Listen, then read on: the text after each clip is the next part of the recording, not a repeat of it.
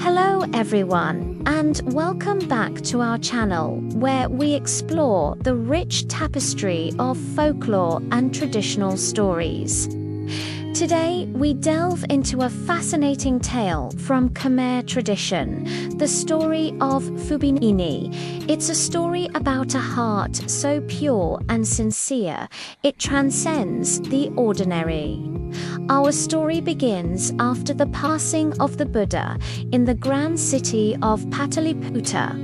In this city lived an immensely wealthy man whose fortune was valued at 87 crores. This rich man had a daughter, a girl named Phubhinini. Tragically, when she was just 7 years old, both of her parents passed away, leaving her an orphan in the care of her relatives.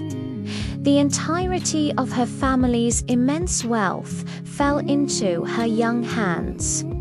As Phubhinini grew, she blossomed into a woman of incredible beauty, her looks often compared to those of a celestial apsara.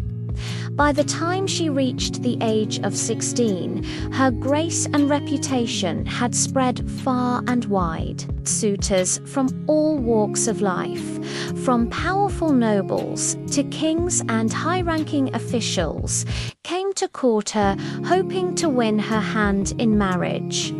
However, Phubhinini was no ordinary woman. She was a person of exceptionally high character and moral standing. She politely but firmly refused all proposals of marriage. Instead of seeking a husband, she dedicated her life to a higher purpose. She devoted her time and resources to acts of charity and diligently maintained righteous conduct, living a life of virtue and piety. Her focus was not on worldly pleasures, but on spiritual growth and helping others. One day, a horse merchant arrived in Pataliputra. He had traveled from the northeast, bringing with him a large number of magnificent horses to sell. As he went about his business in the city, he happened to see Phubhinini. He was immediately struck, not just by her beauty, but by her gentle demeanor, her good qualities, and the palpable aura of kindness that surrounded her. He felt a deep paternal affection for her, as if she were his own flesh and blood. Moved by this connection, the merchant approached Phubhinini and asked if she would allow him to adopt her as his daughter. Seeing the sincerity in his eyes, she graciously agreed. To celebrate this new bond, the horse merchant gifted her a very special horse. It was a magnificent stallion of the noble Sinthuva breed. Phubhinini was overjoyed with the gift. She instantly formed a deep connection with the stallion, loving it as if it were her own child. She personally took care of the horse, tending to its every need with the utmost care and affection. The horse, in turn, reciprocated this love, viewing her as its own mother. Their bond was truly something special, built on mutual love and respect. Not long after, Phubhinini made an astonishing discovery. This was no ordinary horse. She learned that her beloved Sinthuva possessed incredible strength and, most remarkably, had the ability to fly through the air. A profound thought entered her mind. She realized that this magical horse had come into her life for a reason. Her deepest desire was to travel and worship at the sacred sites associated with the Buddha. Now, she had a way to fulfill that wish. After contemplating this for some time, she made her preparations. She carefully arranged beautiful garlands made of fresh flowers and woven with threads of gold. She gathered fragrant spices and precious sandalwood to use as offerings. With her preparations complete, she went to the horse's stall. She spoke to the stallion with gentle affection. "My dear child," she said, "please take your mother to worship at the holy places of the Buddha." As if understanding her every word, the horse immediately emerged from his stable.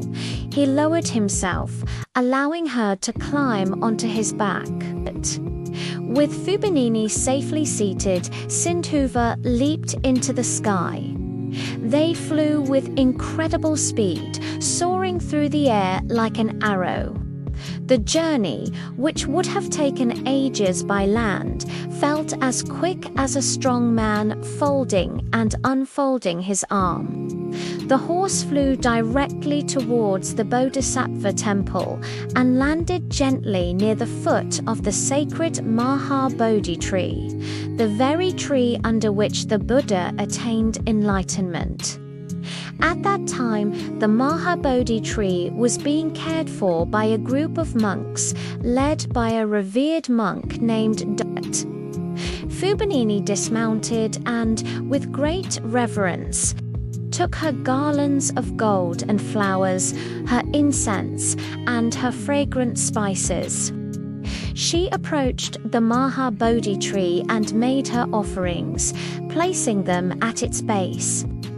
After her prayers, she approached the monk Dharma and announced that these sacred offerings were now under his care, entrusting him to look after them. From that day forward, a new routine was established. Phubhinini would regularly ride her flying horse, Sindhuva, to the Maha Bodhi tree to make offerings, clean the sacred area, and pay her respects. This pilgrimage became a cornerstone of her devout life. Word of Phubhinini's extraordinary daily journeys eventually reached the ears of the king of Pataliputra. Intrigued and perhaps a little envious, he heard that this beautiful and virtuous woman was traveling daily to pay homage to the Maha Bodhi tree. The king, deciding he wanted her for himself, sent his servants to intercept her on her journey and bring her to the palace to be consecrated as his queen. On one particular day, after Phubhinini had finished her worship at the great Bodhi tree, she was preparing to return home. The lead monk, whose full name was Dhammarakita, was not just a holy man, but an Arahantan enlightened being with insight into the workings of the world. He knew of the king's plan and the ambush that awaited her. Concerned for her safety, he approached Phubhinini and gave her a subtle warning. "When you return," he said, "be careful. Do not be careless or get distracted." Taking his words to heart, Phubhinini mounted Sindhuva and began her journey home.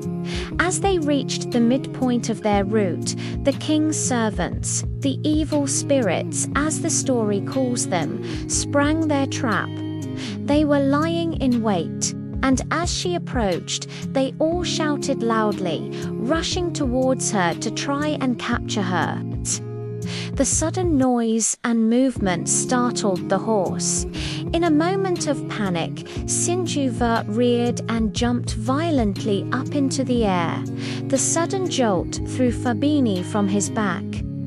As she tumbled through the air, she cried out in fear, her voice filled with terror, "Hey, my dear child, my dear one, help your mother, help me." Hearing his beloved mother's cry, the horse instantly snapped out of his panic. He realized she had fallen. With incredible speed and agility, Sindhuva dove down through the air. He swooped underneath her, catching her on his back before she could even hit the ground. He caught her so perfectly that she was able to reseat herself securely. With his precious rider safe once more, the horse soared high into the sky, leaving the king's men far below, and flew swiftly and safely back to her home. Phubhinini was shaken but unharmed, saved by the quick thinking and deep love of her incredible horse. From that day on, she continued her life of virtue. Phubhinini spent her entire vast fortune, all 87 crores of it, on acts of charity, helping the poor and supporting the monastic community, never keeping anything for herself. She lived a long and righteous life. When she finally reached the end of her days, her story doesn't end. Because of her immense merit and good karma, she was reborn in a heavenly realm, a Devaloka, where she continued to enjoy the fruits of her good deeds, surrounded by abundance, health, and happiness for a lifetime. The story of Phubhinini and her flying horse is a beautiful reminder of the power of a pure heart, the strength of unconditional love, and the rewards of a life dedicated to virtue and kindness. Thank you for joining us for this wonderful tale. If you enjoyed it, please like, share, and subscribe for more stories from our world's rich cultural heritage. We'll see you next time.